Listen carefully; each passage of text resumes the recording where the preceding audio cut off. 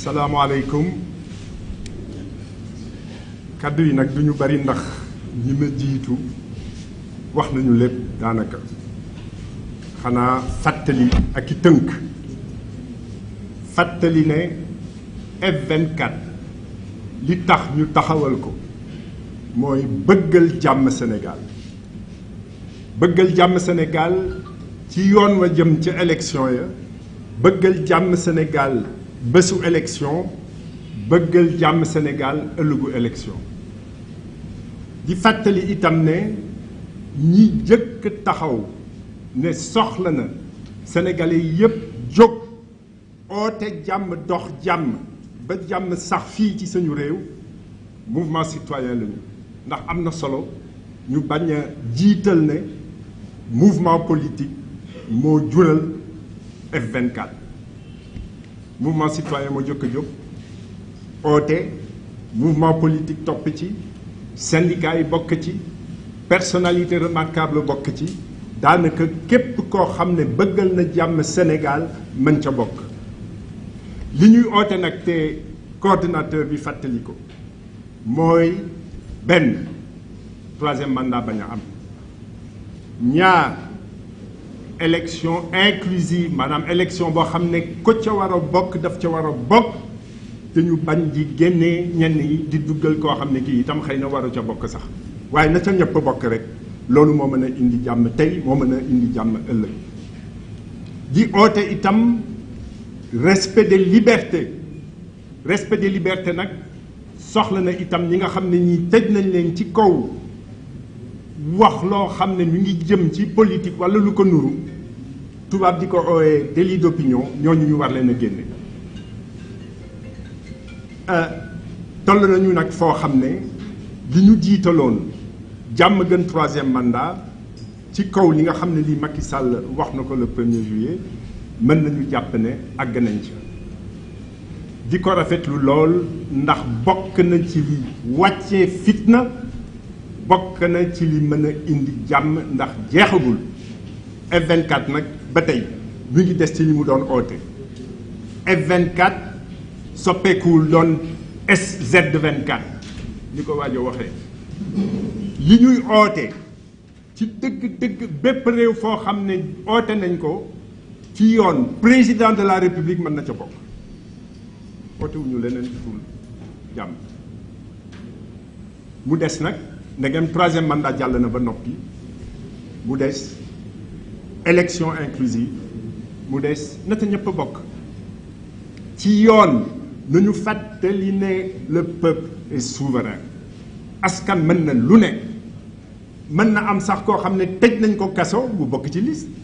bu ko peuple bi fale mu ñëw toog le peuple est souverain respect des libertés nañu bàyyi loo xam ne lii day indi fitna duma dellu si ci cas yi nga xam ne wax nañ ko ba noppi waaye li ñuy ñaan mooy Macky Sall am na loo xam ne wax na ko fi yokk na darajaam ci dëgg-dëgg ku ne am yaakaar ne dal dina dellu si ci réew mi fitna dina wàcc waaye na bàyyi pexe lii ñëw moomu ko askan wi moo ko moom na bàyyi doxal loo xam ne moom la ñuy xaar ci président de la république bu war a bàyyi bu war a génn en février avril 2024 mooy lan mooy taxawal élection yu leer nañ ñëpp bokk man daal loolu laa ci doon yokk di fàttali nag ne F24 oote na rassemblement ajjuma bii ñëw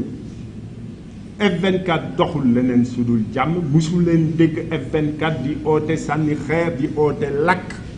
di oote xeex ak force de défense et de la sécurité nañu bàyyi F24 mu taxawal ndax nag boo meree bëgg a dox mer bëgg a toog waxtaan waaye nañ la bàyyi ci loolu bu fekkee ne tere nañ la ko nag loolu mën na indi musiba kon marche rassemblement bii nga xam ne bii am nañu yéene ba déposer demande ci autorité yi war ko taxawal ajjuma bi ñëw nañu bàyyi marche bi am ku ne wax li ngay wax ku ne toog ku ne oote ci li ngay oote moom ci boppam Macky Sall mu doon dimbal ci moom mu xam li askan wi soxla ci moom président de la République sortant jërëjëf. Bon, je ne vais pas être très long parce que ceux qui m'ont précédé ont été dans un détail suffisant et exhaustif. Ce que je souhaitais simplement rappeler, c'est que le F24 est un mouvement qui a été créé dans l'objectif ultime de voir une paix durable s'installer dans ce pays. Dans l'objectif de faire baisser des tensions qui étaient manifestes et qui avaient déjà créé près de 20 morts. Malheureusement, il y en a eu encore davantage qui se sont ajoutés à chaque fois, sans suite véritable constatée au niveau des enquêtes promises, au niveau des poursuites judiciaires qui auraient dû être engagées. Le F24 n'est pas un mouvement politique, il faut le rappeler. C'est un mouvement d'abord citoyen.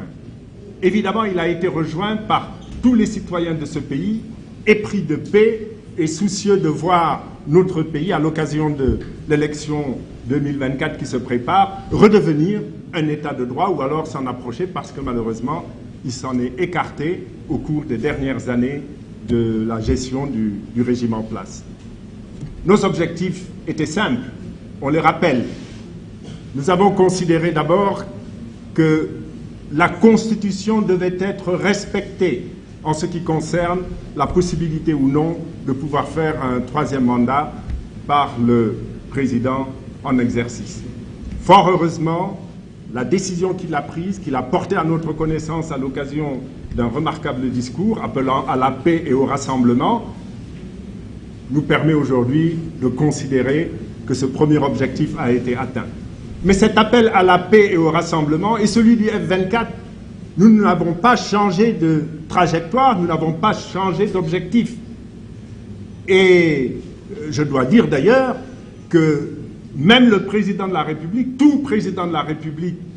soucieux de la paix dans son pays, soucieux de voir son pays rester ou devenir un État de droit, devrait pouvoir intégrer le F24. Malheureusement, il ne l'a pas encore fait, mais il n'est jamais trop tard. Au-delà du troisième mandat, non, troisième mandat, nous avons souhaité des élections libres, transparentes, inclusives, comme moyen évident de faire baisser les tensions, de contribuer à la stabilité de ce pays, mais de contribuer aussi à la stabilité de la sous-région. Je ne reviendrai pas sur les détails, Maître Tine les a donnés tout à l'heure, mais je me permets quand même d'aller un peu dans le sens de ce qui est demandé en termes de parrainage citoyen. Comment peut-on ajuster un parrainage citoyen, d'abord inapplicable, mais cela c'est technique, mais surtout un parrainage condamné par un arrêt de la Cour de justice de la CEDEAO, donc un parrainage devenu illégal. Et comment peut-on considérer que le fait de l'abaisser de quelques milliers de centièmes peut permettre de résoudre le problème? À titre de comparaison, il faut savoir qu'une démocratie comme celle de la Turquie, l'exigence de parrainage qui existe, si elle était appliquée au Sénégal, on n'aurait pas plus de 11 000 parrainages à parrainer. Donc on a créé là et on reste dans un système d'exclusion et d'élimination. Il est important que Macky Sall, que le président Macky Sall, et heureusement on peut constater aujourd'hui qu'il n'emporte peut-être plus l'ensemble de sa majorité, ce souci d'organiser des élections libres et transparentes, de respecter les libertés publiques, celles définies par la Constitution, notamment celle de la manifestation et du rassemblement, et évidemment qu'il n'y ait pas d'opposition au rassemblement que le F24 envisage d'organiser vendredi prochain. Encore une fois, personne, vous êtes vous de la presse, n'a encore entendu un membre du F24, ou en tout cas le F24, appelé à des manifestations violentes, appelé à une insurrection, appelé à une marche vers le palais, qu'on nous laisse le droit de nous retrouver,